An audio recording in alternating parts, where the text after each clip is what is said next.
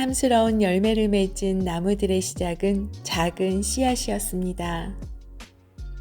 싹이 나고 묘목이 되고 잎이 무성해지기까지 나무는 매일매일 아주 조금씩 자랍니다. 나무의 결실을 맺은 열매는 부드러운 햇살과 시원한 바람, 싱그러운 비가 나무를 돌본 결과물이라고 할 수 있습니다. 행복도 나무와 마찬가지입니다. 내 마음의 정원은 매일매일 정원사인 나와 자연의 돌봄을 받으며 자라나게 됩니다. 안녕하세요. 미소영입니다. 미소님들은 일기를 쓰시나요? 아니, 일기를 꾸준히 매일매일 쓰시나요? 저는 규칙적이지 않은 일기를 써왔습니다.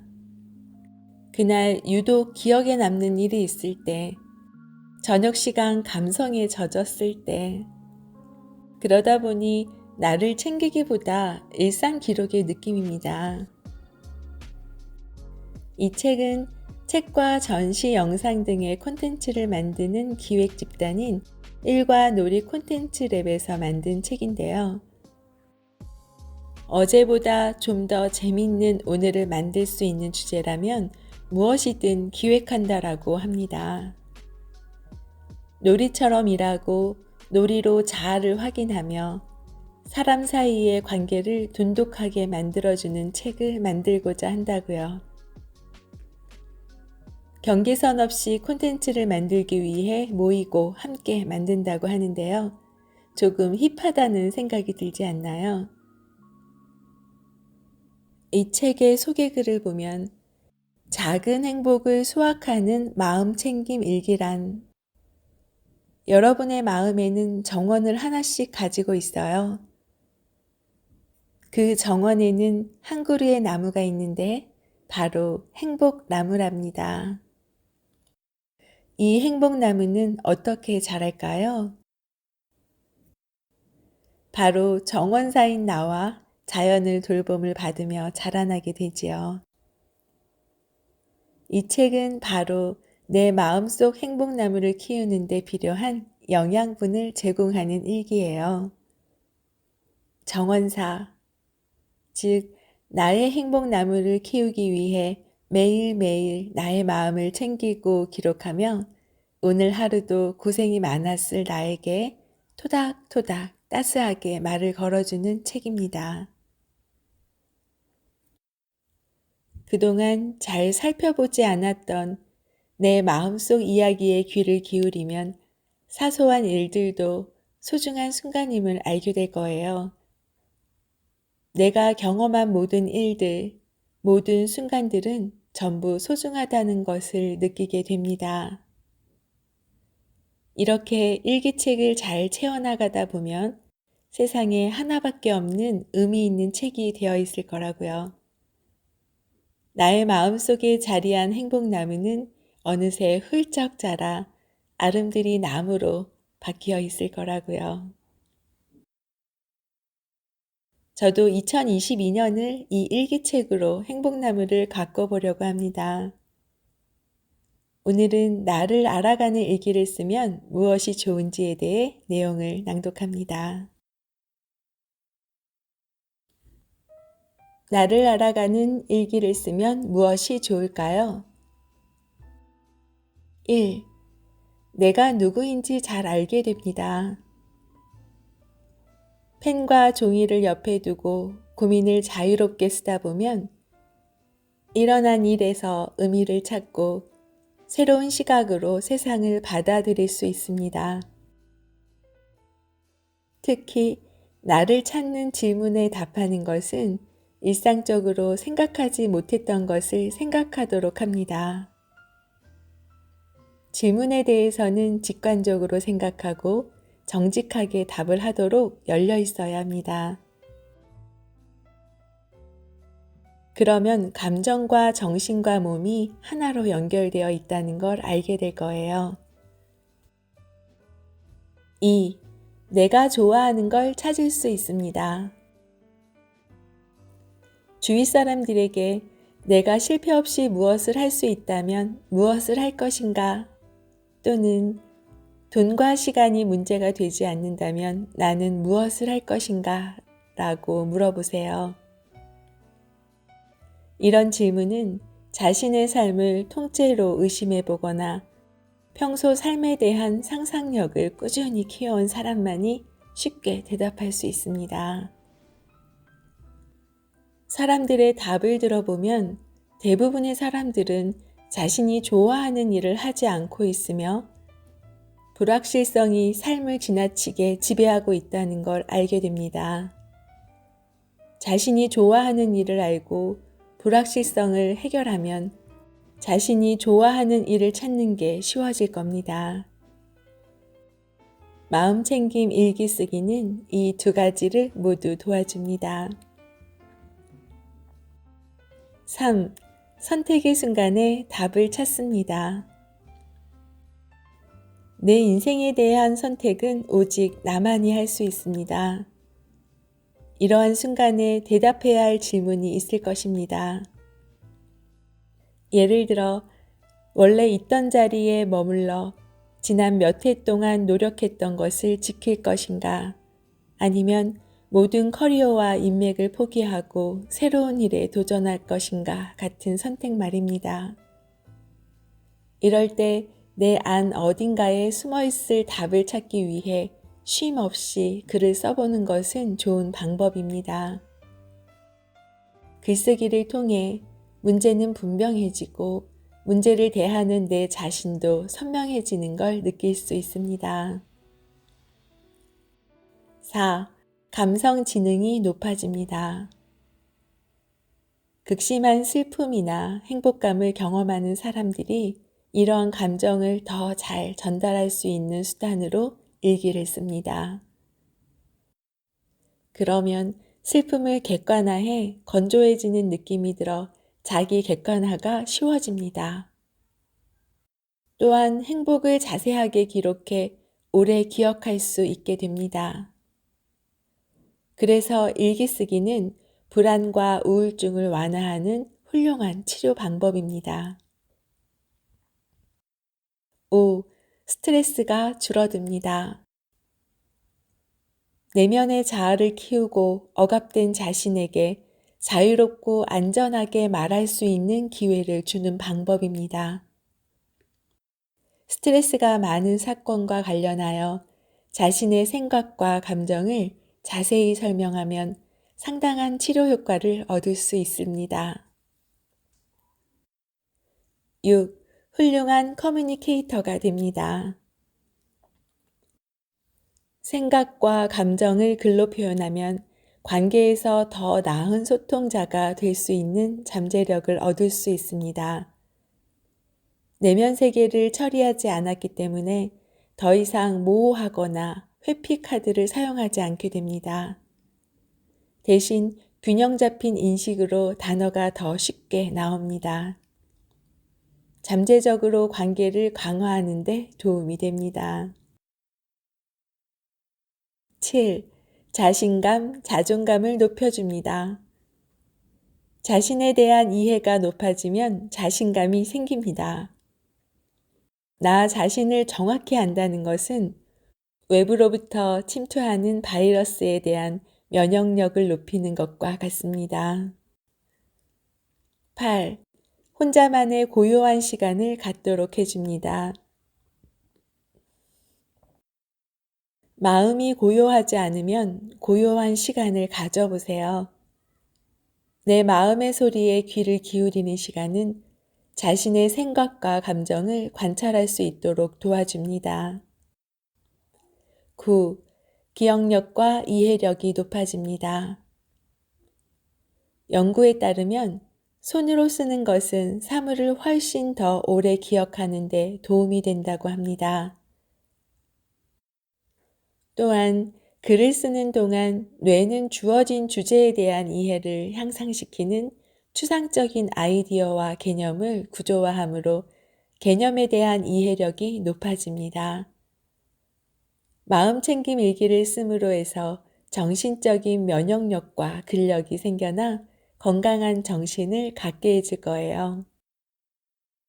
10. 몸이 건강해집니다. 자신을 알아가는 마음챙김 일기를 쓰는 것은 스트레스를 줄일 뿐만 아니라 면역력을 높이고 인지 기능을 향상시킵니다. 실제로 수술 후 회복되는 속도를 높여준다는 연구 결과도 있습니다.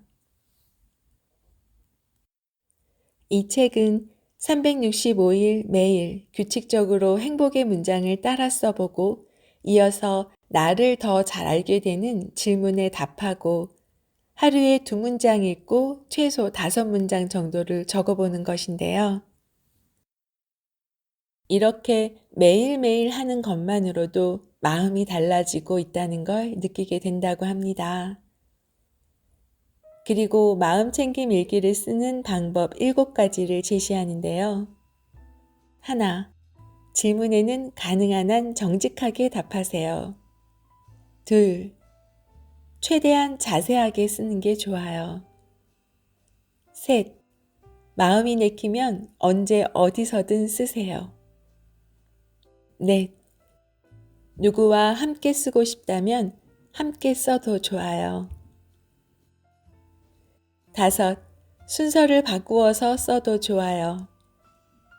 6, 질문에 대해서 충분히 생각하고 쓰세요.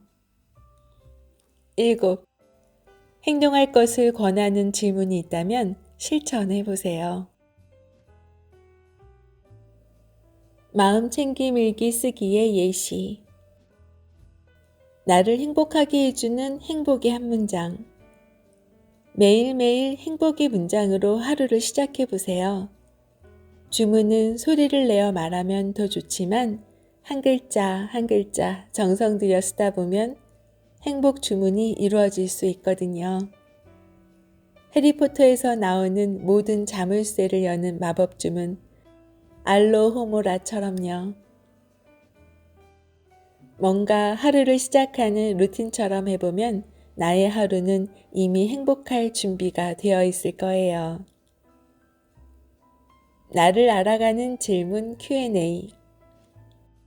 마음챙김 일기에서 나오는 질문은 나의 어릴 적 기억을 되짚어 보는 것들도 있고 내가 경험해 본 일들, 경험하지 못했던 일들에 대한 나의 생각을 묻는 질문들이지요. 또한 가족에 대한 이야기, 내 생각을 묻고 싶어하는 기획자의 질문들도 다양하게 펼쳐진답니다. 이런 질문들은 나에 대해 생각할 수 있고 나를 돌아보게 하는 계기를 마련해 줄 거예요. 그렇다고 질문들이 무겁거나 어렵지는 않을 거예요. 소소하게 답할 수 있는 질문들이니 겁먹지 않아도 됩니다. 대신 신중하게 잘 생각하고 질문에 답하면 좋습니다. 나중에 내가 무엇을 썼나 다시 책을 들춰보더라도 그 느낌이 생생하고 진심으로 느껴지면 좋을 것 같거든요. 인생의 뉴스. 행복의 문장을 쓰고 질문에 답하다 보면 내 인생의 뉴스라는 페이지가 두둑 나오게 돼요. 내가 일기를 쓰는 동안이나 최근에 이슈가 될 만한 나의 이야깃거리가 있다면 그림으로 그려도 좋고 글로 간략하게 써도 좋아요. 직장을 옮겼다거나 배탈이 나서 힘들었다거나 생일이어서 친구에게 근사한 선물을 받은 것 모두가 내 인생의 뉴스가 될 수 있어요. 3년, 5년, 10년 후 나에게 쓰는 편지. 나에게 편지를 써본 사람이 몇이나 될까요? 언젠가 여행지에서 나에게 엽서를 쓰고 몇 개월 후에 내가 받아보는 경험을 해본 적이 있는데요. 그 기분이 뭐랄까 소름이 돋을 정도로 묘한 감정이 올라왔어요.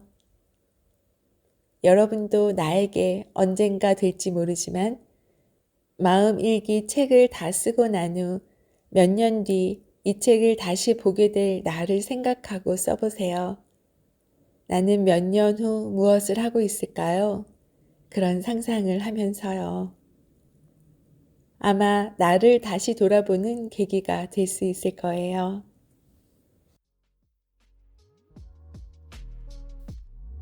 오늘은 이 책을 소개하는 기념으로 1일차와 맨 마지막에 10년 후 나에게 보낸 편지를 써봤는데요. 부끄럽지만 제가 처음 써내려간 글로 나만의 일기책을 시작합니다. 데이 1. 모든 사람은 다 별이에요. 그러니 반짝일 권리가 있지요. 마릴린 먼로. 모든 사람은 다 별이에요. 그러니 반짝일 권리가 있지요. 질문. 나의 어린 시절을 한 단어로 표현할 수 있을까요? 그럼 무엇이라 표현할 수 있을까요? 간단한 이유와 함께 적어보세요. 저는 소풍이라고 적었습니다. 소풍 가기 전날 햇님 꼭 내일 만나요 라고 써서 창문에 붙여놓고 기도하고 잤던 그날. 새벽부터 김밥 싸는 엄마 옆에 앉아 김밥 꼬다리를 집어먹던 기억. 을 엄마, 엄마, 고맙습니다. 10년 후 나에게 보내는 편지. 10년 후 이 일기를 보게 될 나를 위해 편지를 써보세요. 어떤 이야기도 상관없어요. 지금의 나의 모습을 이야기해도 좋고 요즘 어떤 일이 있는지 얘기해도 좋아요. 안녕, 잘 지냈니? 여전히 건강하지? 신랑과 예쁜 딸들도 이젠 결혼하고 아이도 있겠네. 너 그러면 할머니 된 거니? 축하해. 진심 축하해. 엄마 아빠도 여전히 건강하시지? 아직 이 책, 일기를 다 쓰진 않았지만 내 기억 속엔 나의 어릴 적 첫 기억은 소풍이더라. 엄마가 소풍 때마다 직접 싸주신 김밥. 너도 가족들과 추억 많이 만들었지? 아참, 너 여전히 남편과 여행 중이지? 난 어제 금강휴게소에서 남편과 같이 2층 창가에 앉아 강 바라보며 도리뱅뱅 민물 생선국수 먹었어. 너무 맛있었어. 너 이 편지를 보면 네 남편이랑 같이 금강휴게소에 다시 한번 가봐. 그때도 도리뱅뱅이 있는지. 다른 날짜의 명언과 질문 내용을 보니 행복을 즐겨야 할 시간은 지금이에요. 로버트 인젤솔. 낯선 사람과의 마지막 대화는 언제, 어디서 해봤나요? 겨울은 내 머리 위에 있지만 영원한 봄은 내 마음속에 있어요. 빌 게이츠. 내가 제일 듣기 좋은 소리는 무엇인가요? 내 인생을 영화로 만든다면 감독은 누구에게 맡기고 싶은가요? 내 안에는 나 혼자 살고 있는 고독의 장소가 있어요. 그곳은 말라붙은 마음을 소생시키는 유일한 장소랍니다. 펄벅. 이렇게 한 페이지 한 페이지 한 날 한 날 보다 보면요. 주옥 같은 명언과 질문들이 있습니다. 5년 후 나에게 어떤 말을 해주고 싶은가요? 너무나 아름답고 화창한 아침이에요. 살아있다는 게 행복하지 않나요? 태양을 우리보다 더 빛나게 둘 순 없어요. 우리도 활짝 웃어야 해요. 이카쿠 다카유키. 오늘 하루 힘들었을 나에게 토닥토닥 따스하게 말을 걸어주는 마음 챙김일기. 채화님은 이렇게 추천사를 남겨줍니다. 삶을 바꾸고 싶었다. 무엇을 바꿔야 하는지 항상 의문이 들었다. 의문이 질문으로 바뀌는 순간 내 무의식이 꿈틀거리고 들추어내지 못한 답답함이 시원해졌다. 짙은 새벽길, 작은 촛불을 밝혀준 하루 5분, 매일 더 행복해지는 마음 챙김일기. 내 인생은 이미 빛나는 명언 속에 있었다. 감사합니다. 사랑합니다. 오늘도 행복하세요.